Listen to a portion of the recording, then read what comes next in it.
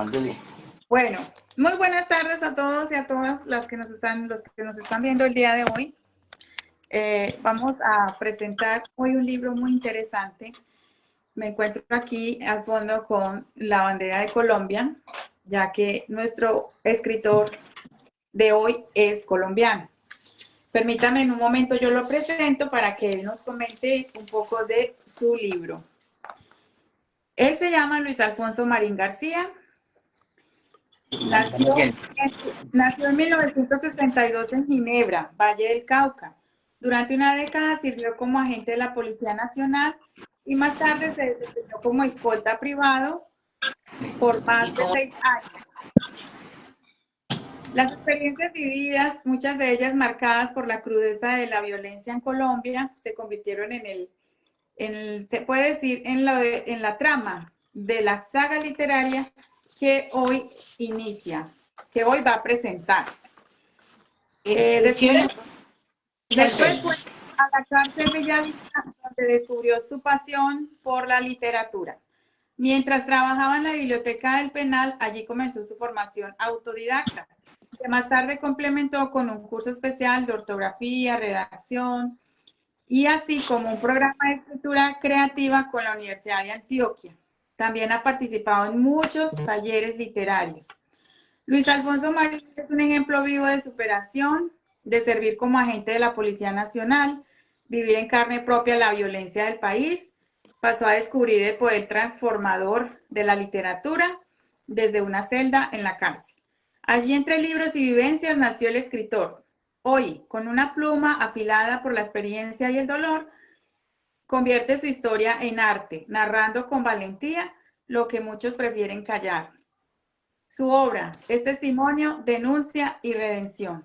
¿Qué tal, Luis Alfonso Marín? Buenas tardes, ¿cómo estás? Más conocido como Al Marín. Bienvenido. Un cordial saludo desde Medellín, Colombia. Un fraternal abrazo a los amigos de la literatura que están en sintonía hasta ahora en diferentes países. Gracias por brindarnos parte de su valioso tiempo. Un agradecimiento especial a usted, doña Diana Zamora, directora del colectivo Escritores Sin Fronteras, por invitarme a este maravilloso canal. Y gracias por su generosa presentación. Es un verdadero honor para mí. A ti muchas gracias por aceptar la invitación a este colectivo cultural de Escritores Sin Fronteras, un viaje en prosa. Bueno, hoy vamos a presentar este libro que ¿desde cuándo, qué año lo escribiste? ¿Cuánto tiempo te tardaste? ¿Por qué le pusiste el cartel de la miseria? Bueno, toda nuestra audiencia, todos los que nos están viendo, tenemos muchas dudas e inquietudes y si en algún momento ustedes quieren hacer alguna pregunta, lo pueden hacer por acá, por esta vía, escribiendo en nuestro chat.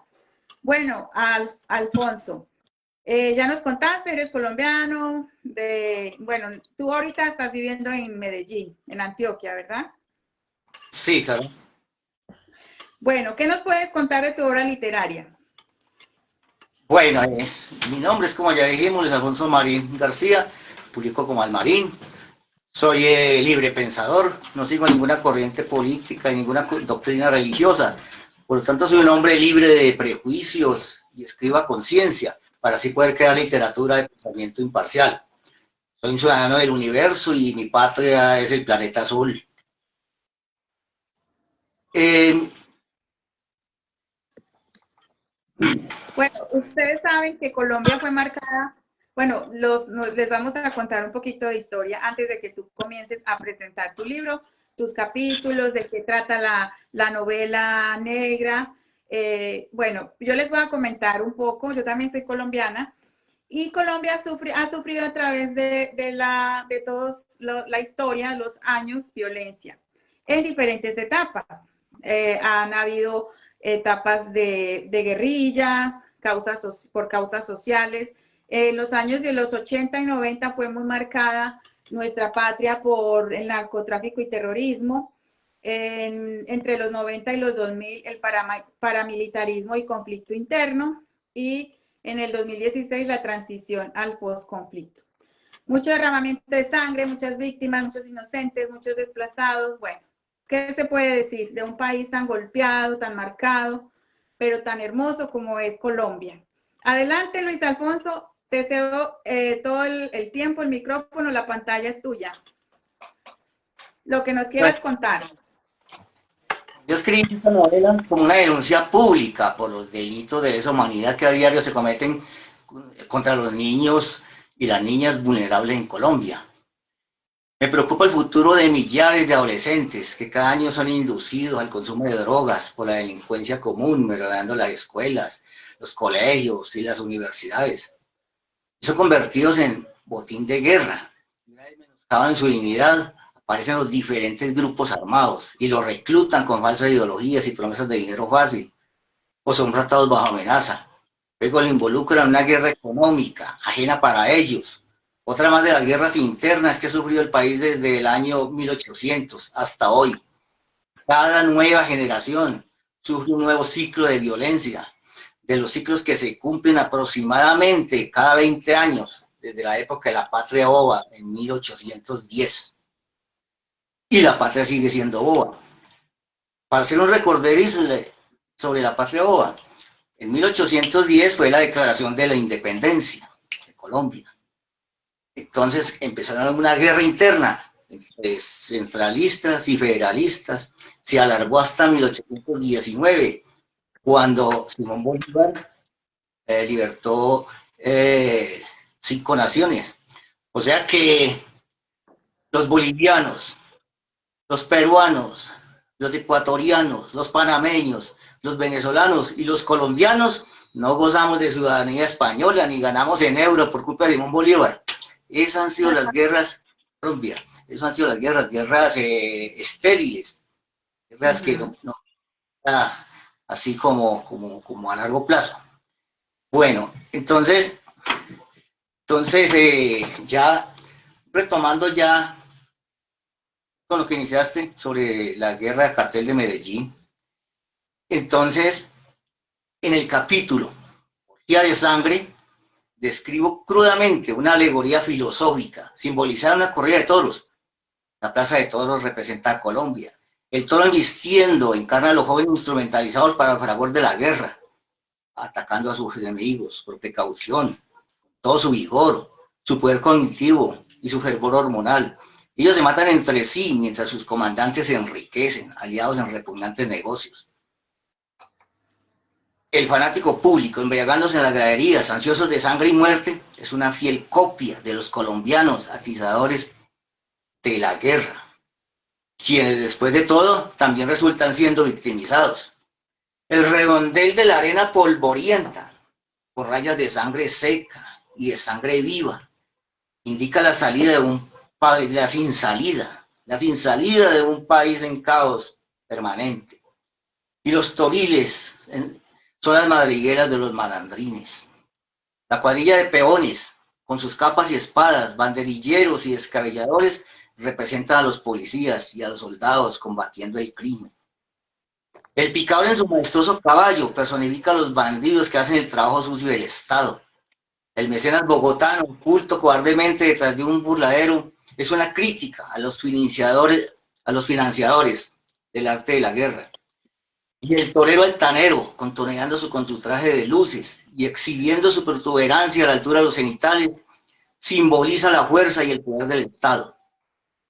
Me permito leer un fragmento de lo sucedido a mi protagonista, aquel fatídico sábado 16 de abril de 1990, más o menos 4 minutos después de que explotara un carrobomba a la salida de la Plaza de Toros La Macarena de Medellín, por orden de los extraditables.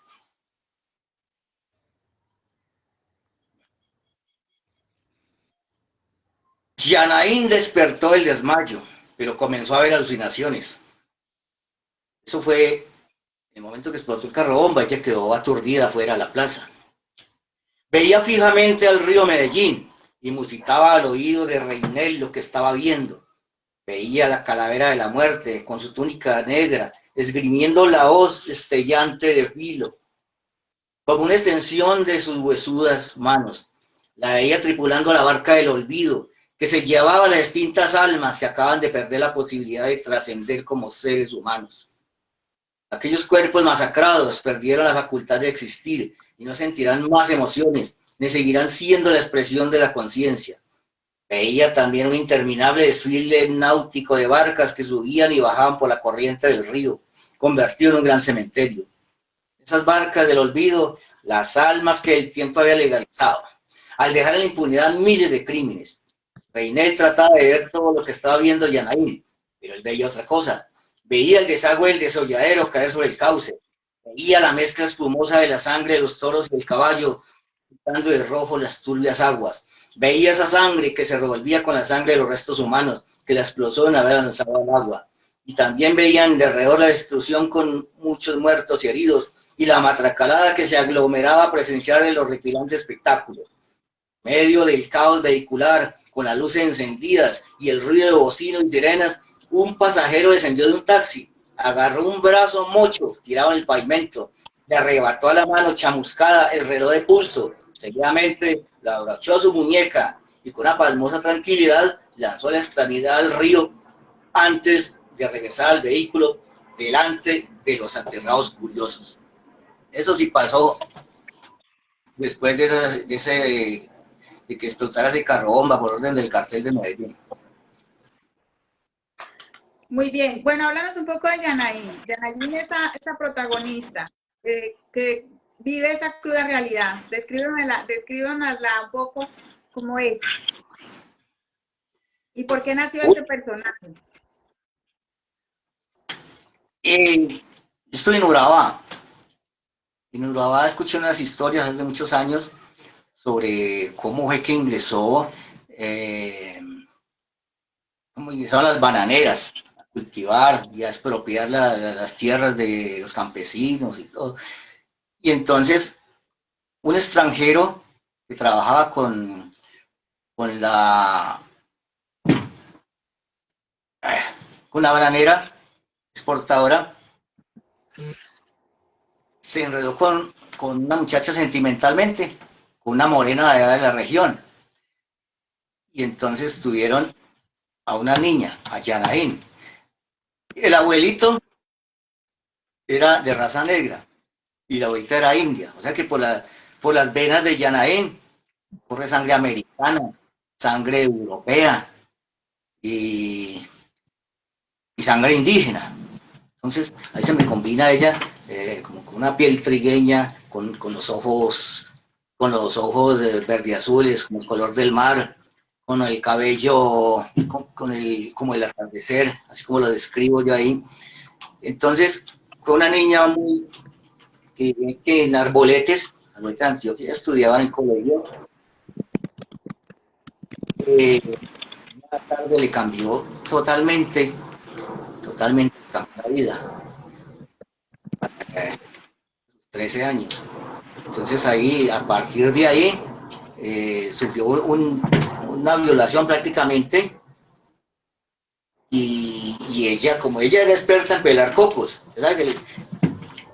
Los costeños son muy expertos para eso, pelan un coco en un santiamén, otro no, uno pela un coco y uno le cortó un dedo. Esa niña sabía pelar cocos. Entonces cuando el tipo, el padrastro, quería violarla, ella le salió adelante con un cuchillo del mismo padrastro y no. Le tocó irse y el único refugio fue la guerrilla. Y ahí sí que es cierto, de mal en peor. Ahí la convirtieron en esclava sexual, un comandante de esos, y ahí comienza la historia de ella, una historia de ella, después se voló, después en la toma de Urrao, que la describo ahí, así pasó la toma de Urrao como yo la describo ahí. Entonces, después de eso, ella le tocó fue huir permanentemente, y cada que la encontraban, cada que chocaba con el enemigo, pues ella tenía que hacer algo. Entonces, sin ella querer, ya se convirtió en asesina, sin ella querer. Tiene que ser la vida de ella o la vida del enemigo. Por eso yo inicio aquí en mi libro con una frase, aquí está una frase que tengo ahí, que describe todo eso. Lo primordial es salvar la vida a toda costa, así sea violando las leyes, y después enfrentar a la justicia y a lo que se venga encima.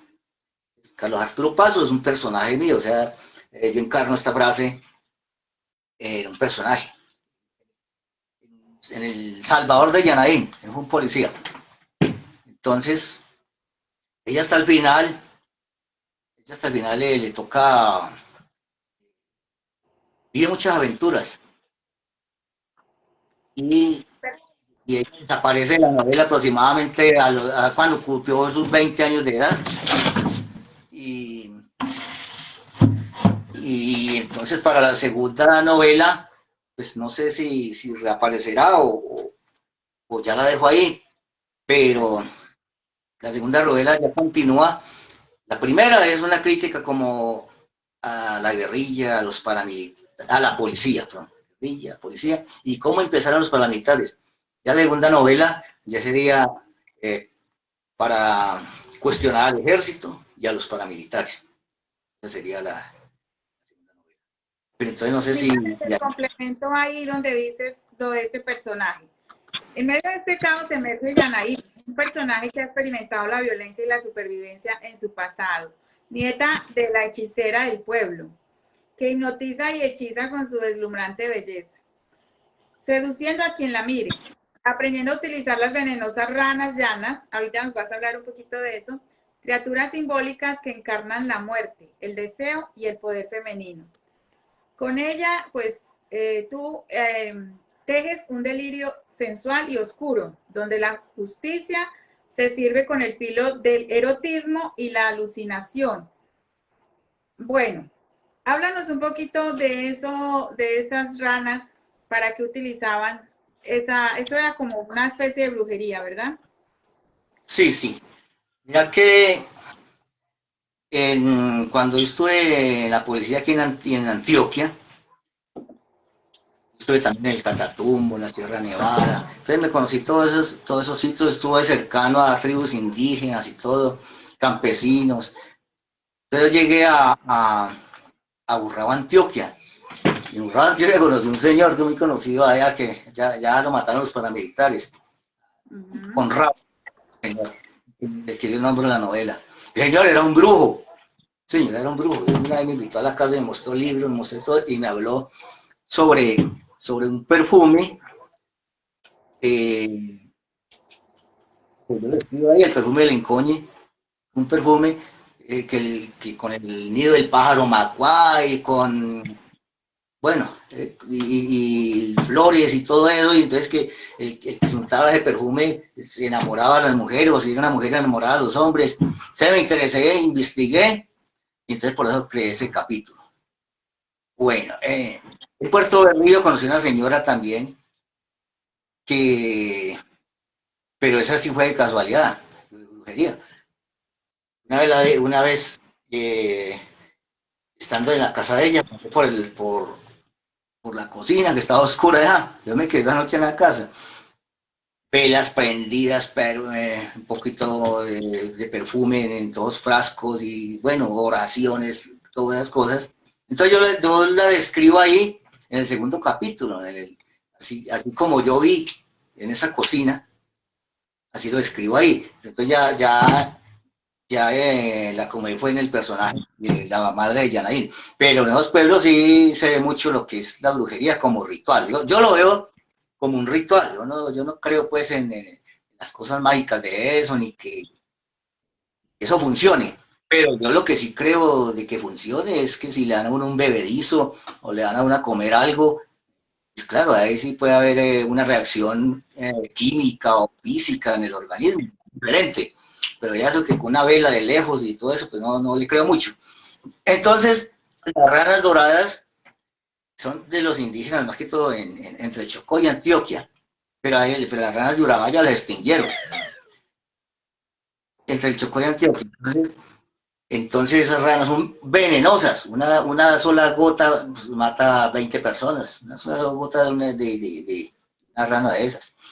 Pero entonces, eh, los indígenas y personas de esa región cogen una rana de esas, la lamen, entonces ya eso es como la droga de ellos, eso es como si se dieran un pase de cocaína o de heroína o no sé qué.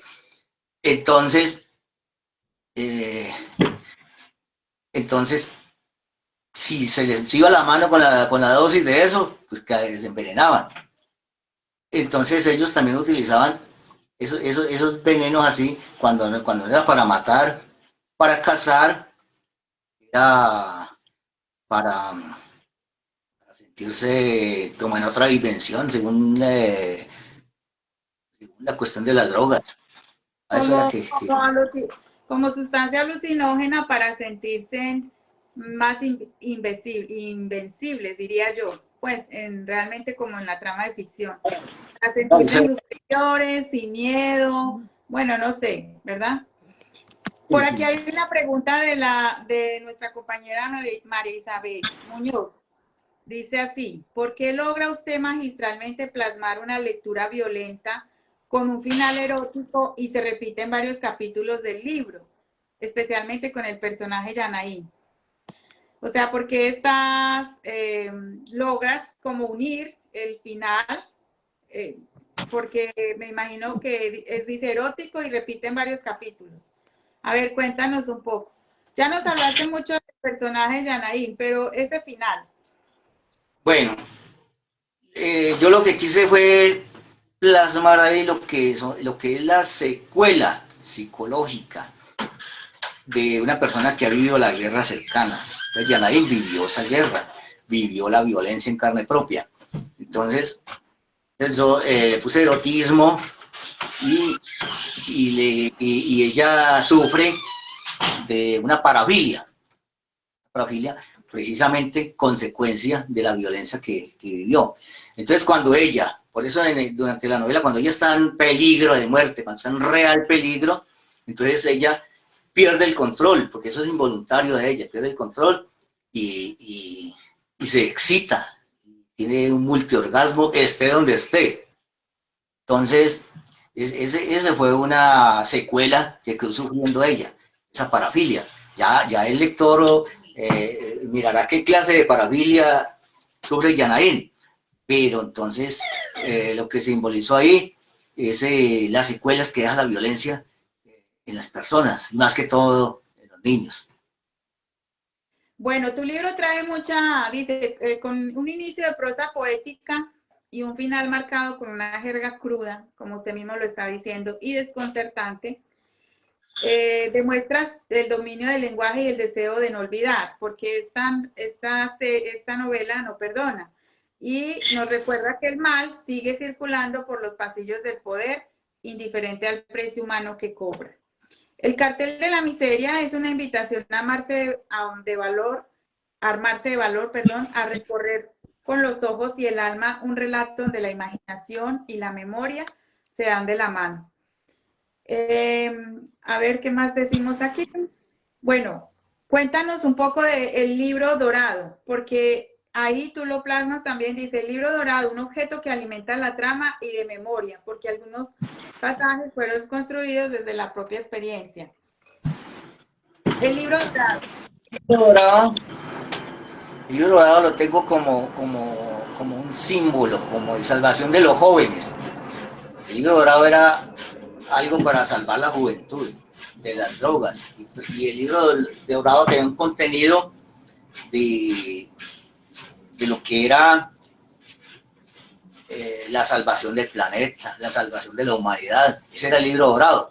Entonces los que manejan las drogas, los que manejan todo eso, no les convenía que ese libro fuera de conocimiento público. Entonces lo tenían siempre, era muy valioso, pero siempre lo tenían oculto, hasta que se les salió de las manos y entonces llegó a manos de Yanaín por medio del papá de ella. Pues el papá de ella, pues como era millonario, como era de una bananera de esas, pues él era el dueño del libro. Le quedó a Yanaín y finalmente ese libro quedó destrozado.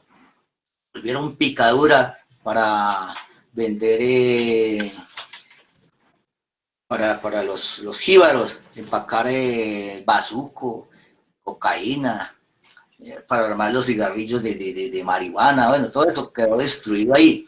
Pero entonces existe una esperanza a ver si la era Dignus, la era Dignus sería la era de la salvación de los jóvenes, más que todo. Porque es que el futuro de la humanidad son los jóvenes. Nosotros ya los viejitos vamos de salida. Entonces, la era de los jóvenes es la era Dignus. Entonces vamos a ver si más adelante esa era Dignus llega como para salvar la juventud, para salvar el planeta, para salvar el futuro de la humanidad. Ese es el mensaje del libro dorado. Aunque yo estoy pensando en escribir el contenido de ese libro dorado, como en un libro futurista. Bueno, estamos a todos los que nos están viendo y nos están escuchando. Si quieren preguntarle algo a nuestra autora aquí, lo pueden hacer a través del chat. Aquí Sergio Alvear te dice, es muy interesante su obra, felicitaciones. ¿Dónde se puede conseguir tu libro? ¿Dónde lo tienes? ¿En qué librerías? En Colombia y en la plataforma. ¿De dónde lo pueden adquirir? Gracias a Ediciones Letra Dorada por creer en mi obra, y gracias también a Libélula Editores por publicar mi libro en formato físico para América y España y en formato digital en Amazon para todo el mundo. Ahí se puede conseguir ingresando a esas dos editoriales y a Amazon. O sea, Libélula Libros, esa es la editorial, ¿verdad? Sí, editorial Libélula. Ajá. Y Ediciones Letra Dorada, y en buscalibre.com. Sí, hay muchas plataformas en este momento con el libro, pero no hay que ingresar a Google, a Internet, busca el cartel de la miseria o Almarín y ya mismo le aparece ahí. ¿Nos puedes hacer un enfoque de la portada de tu libro, por favor? Mostrárnoslo aquí a todos los que estamos viendo para que vean la portada de tu libro. Acercarse, ahí está. Esta es la portada. El Papa de Colombia, el personaje principal, protagónico de Yanaín, la mujer, y el de atrás me imagino que es guerrillero, ¿no? Y está amarillo, azul y rojo, y las rayas blancas. Ya se pueden imaginar qué significan las rayas blancas ahí en el azul. Muy bien. Por eso yo tengo aquí, muy compatriota también, me vestí hoy de rojo, de la sangre que ha derramado tantas personas en Colombia, y la bandera de nuestro país, amarillo, azul y rojo. Sí. Igual, Almarín tiene en su libro el mapa o el croquis de Colombia. Bueno, Almarín, pues me resta felicitarte. Tu obra es muy interesante. Yo invito a todos los lectores a que adquieran y compren tu libro. Es una novela fuerte, diría yo. Es para mayores de 18 años, ¿verdad? Bueno, los invito a que experimenten, pues, o vivan un poco a través de esta historia la violencia en Colombia en esos años, donde pues tú digamos, plasma la historia. Ken Vera dice que por aquí, que es muy interesante el libro, el contenido, muy bien, felicitaciones. Por aquí están mandándote unos saludos. Gracias. Bueno. Y después de brindar ese libro. El segundo libro yo creo que va a ser un poquito más sangriento. O sea, no quedaste contento con todo este derramamiento de sangre, sino que quieres más, más crudo, ¿cómo se dice? Crueldad. No, lo que pretendo es una trilogía. Ya estoy escribiendo el segundo libro. Pero es basado en hechos reales. Claro. Sí, obvio, este también es basado en hechos reales y en esa experiencia. Bueno, ya hablando de la parte de autor, de ti, como ser humano, como persona, esa experiencia que viviste en carne propia de unos años atrás en el penal, que te ayudó mucho a escribir esta obra, pues a inspirarte también en todos los pasajes y paisajes naturales de nuestro país. Cuéntanos un poco, si quieres, acerca de esta experiencia. ¿Te ayudó en esa parte humana?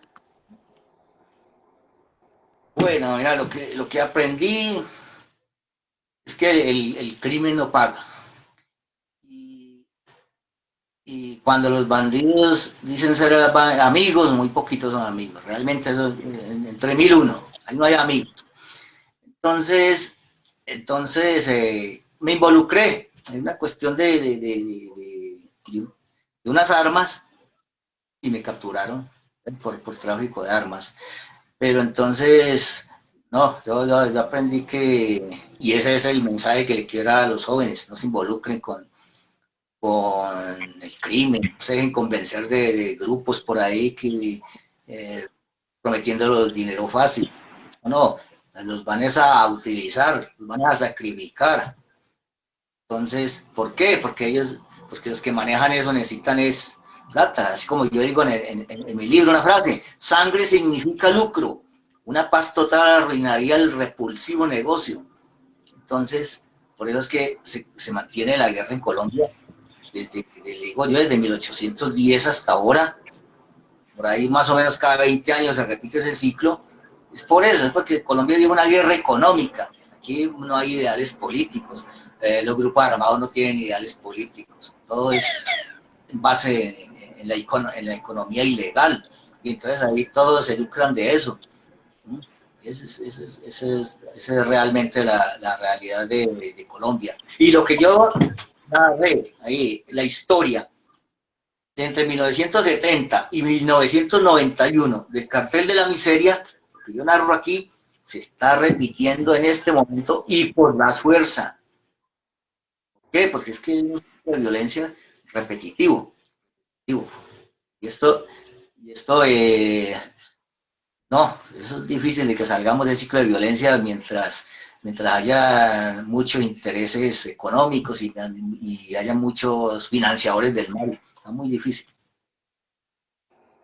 Bueno, esos son los, digamos, la finalidad de nosotros los escritores, ¿verdad? Por medio de las letras, pues un poco hablar de esas denuncias, entre comillas, y de desahogarnos un poco de esa crueldad o de esa situación o de todas esas emociones. Es decir, tenemos esa, como esa voluntad, ese interés y el deseo de plasmar muchas veces por medio de la escritura nuestro sentir, nuestra forma de pensar.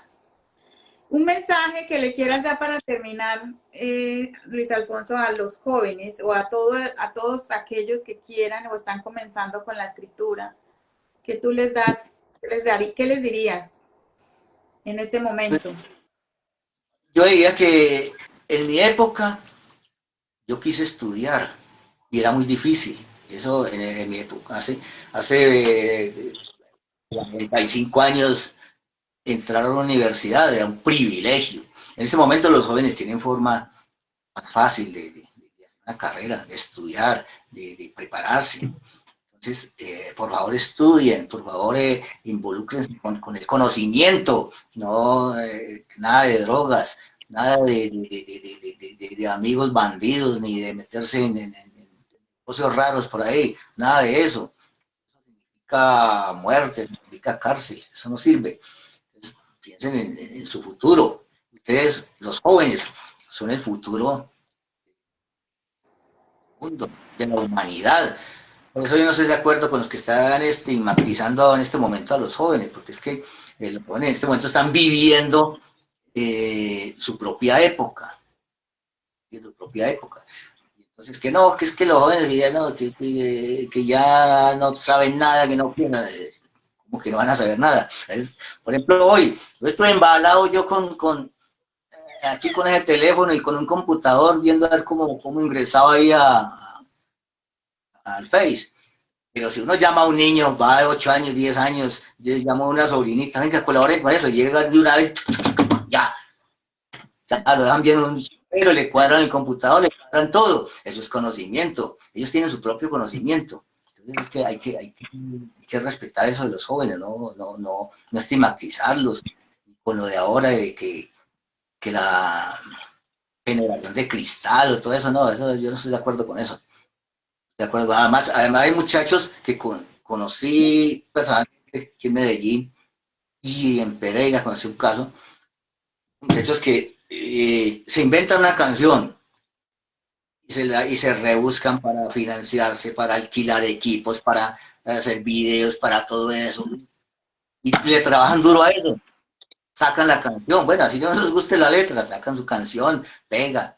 Pero entonces dígame si no es de admirar que un muchacho de esos tenga miles o millones de seguidores. Mientras yo después de escribir 3 años este libro no tengo más de 200 seguidores. Entonces dígame si no es de admirar lo de los muchachos. De admirar y sobre todo de sobresaltar ese talento de los jóvenes. Hay mucho talento que realmente se está desperdiciando porque no lo sabemos valorar, no lo sabemos apreciar. Ken por acá dice, el ser humano suele caer y tropezar por sus propias piedras. Muy bien, muchas gracias. Rosario Toquillea dice, muy interesante entrevista, felicitaciones para ambos. Gracias, Rosarito. Saludos desde California.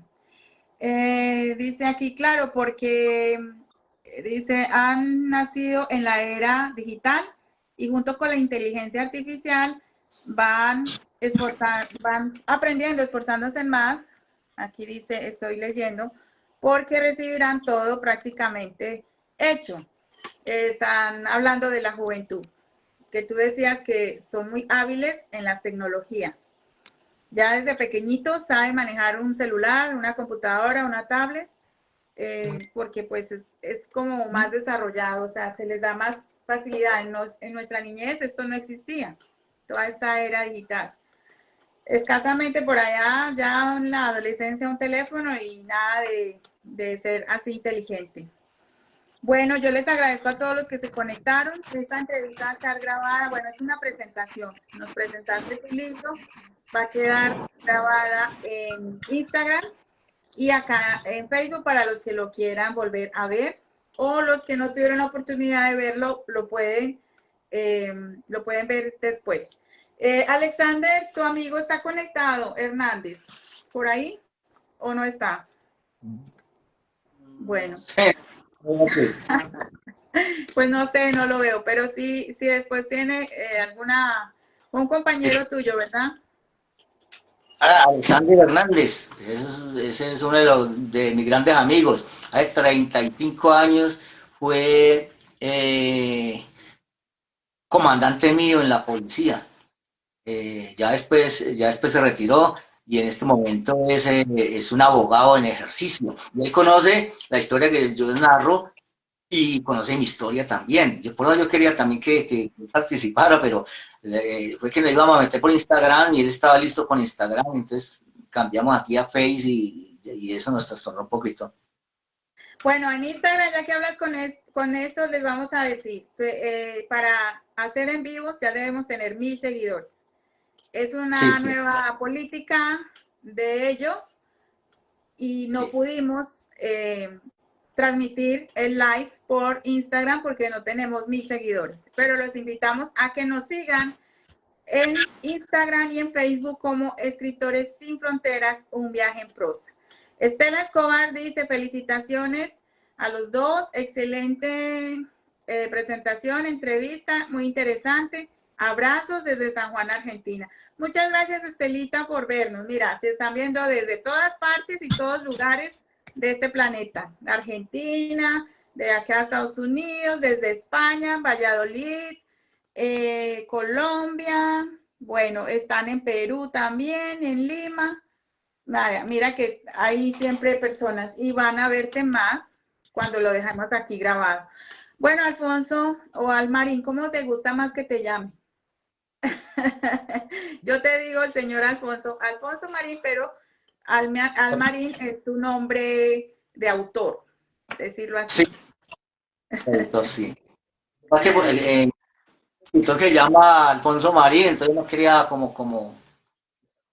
no, Isabel me confundió una vez con el escritor, entonces por eso yo adopté más bien el nombre de irme para... Bueno, de felicitaciones, hablando de ella, María Isabel, excelente, Alfonso y Diana.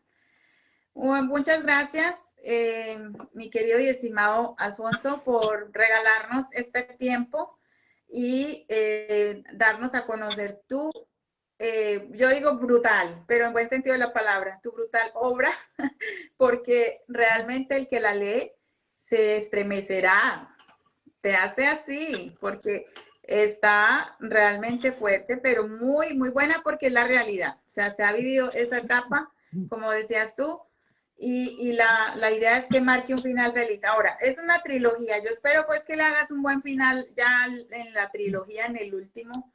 Así que, digamos, nos hagas llorar. Especie de corintellado. No tanto, no tanto. También hay que darle un mensaje positivo y una esperanza. Tú decías, los jóvenes son la esperanza de este mundo. Los jóvenes, los que quedan, que sean portadores de paz, portadores de bien, de valores, gente buena, que ellos den a sus hijos, de sus hijos, traigan nuevas generaciones, ¿verdad? Eso es lo que queremos. Y por medio de la escritura es plasmar todo esto, lo que siente un artista, plasmar nuestras emociones, nuestros sentimientos, nuestros pensamientos y hacer el bien. Bueno, un abrazo y gracias a todos los que se conectaron. Gracias a ti, a Alfonso. Y nada, me queda pues restar a todos que nos sigan y que sigan creyendo en este proyecto, en este colectivo cultural. Muchas gracias. Que tengan una excelente noche, buen fin de semana. Alfonso, te despides. Diana, muy amable por tu presentación, por tu generosa presentación, muy amable. Y gracias a todos los seguidores en varios países, que yo también soy un ciudadano del mundo. Así será, claro que sí. Bueno, muchas gracias y entonces en otra oportunidad. Ahí estamos. Hasta la vista. Gracias.